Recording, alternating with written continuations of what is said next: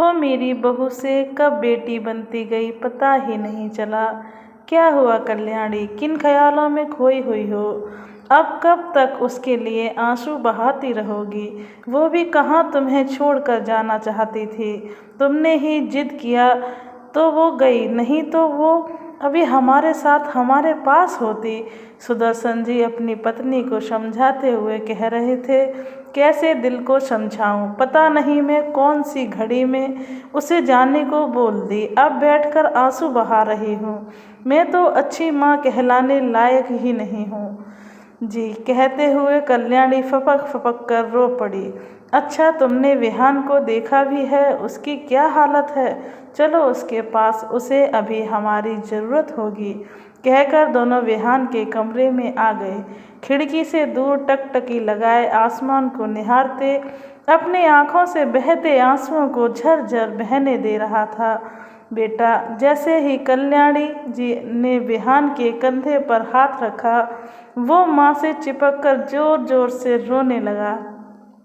बेटा, मुझे माफ़ कर दे, जो हुआ मेरी वजह से हुआ। ना मैं निस्ता को जाने की कहती, ना ये दुर्घटना होती, ना वो हम सबको यूं छोड़कर चली जाती।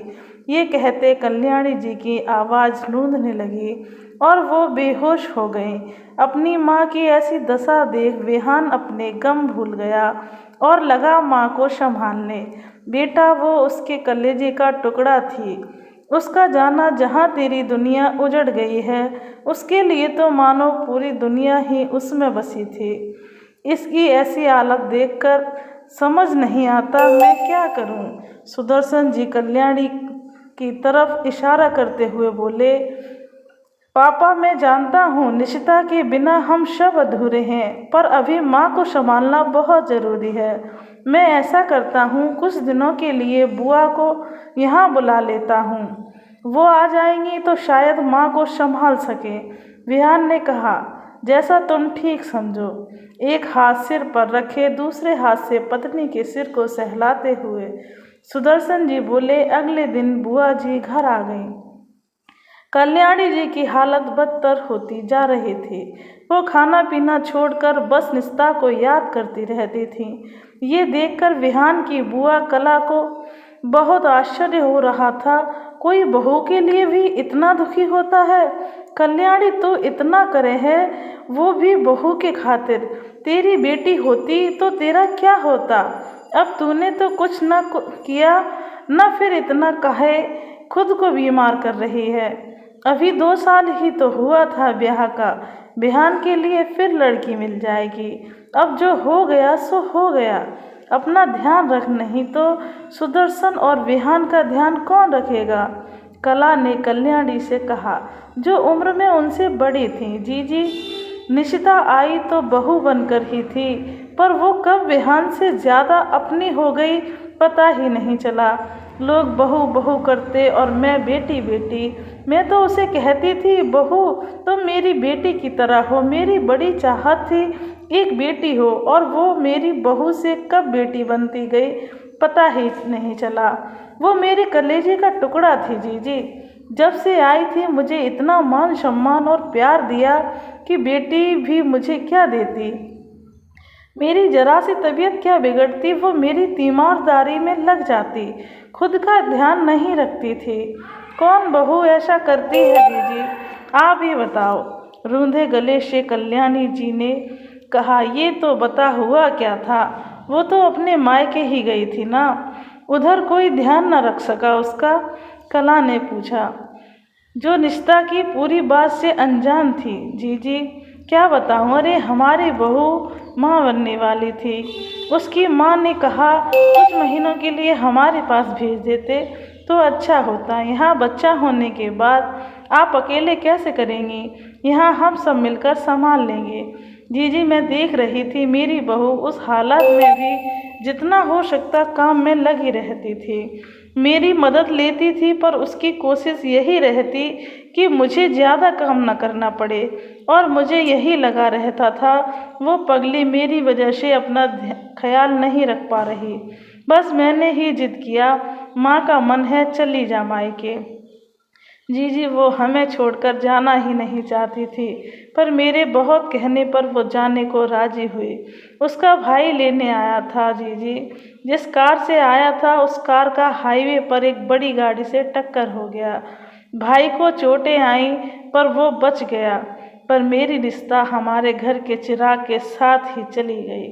ना मैं जाने की कहती, ना ये हादसा होता। इतना कहते कहते कल्याणी जी दहाड़े मारकर रोने लगी।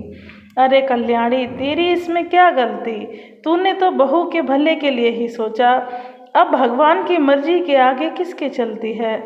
वो निर्मोही तेरे पास कुछ दिनों के लिए ही आई होगी, तुमसे ममता पाने। कल्याणी जी को ढांढस बढ़ाते हुए बोली, पता नहीं जीजी, अब मेरे विहान का क्या होगा। मेरी वजह से उसकी जिंदगी भी बर्बाद हो गई। खुद को कभी माफ नहीं कर पाऊंगी। कल्याणी जी अभी भी रो रही थीं।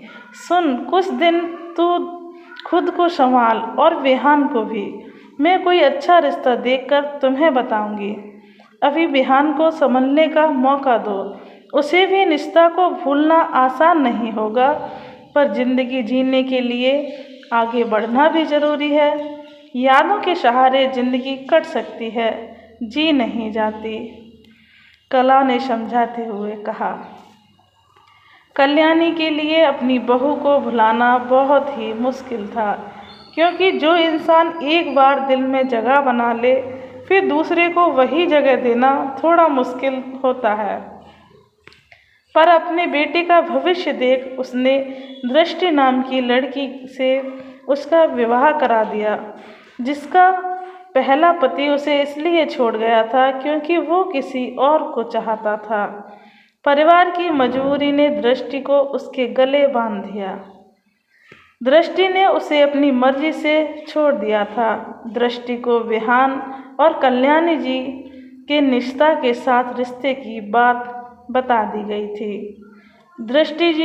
दृष्टि जो खुद एक शादी का दुख देख रही थी, उसने इस परिवार में निष्ठा की भरपाई करने की पूरी कोशिश की। कल्याणी जी की किस्मत अच्छी थी कि दृष्टि ने भी उन्हें पूरा मान सम्मान दिया, पर कल्याणी जी अभी भी निष्ठा को भूल नहीं पाई। आखिर अपने कलेजे के टुकड़े को भुलाना इतना आसान कहाँ होता है। वो आई तो बहू बनकर थी, पर कल्याणी जी की बेटी बन गई थी। कहानी अच्छी लगी हो तो प्लीज़ एक कमेंट में बताएं, वीडियो को लाइक करें। Thanks for watching.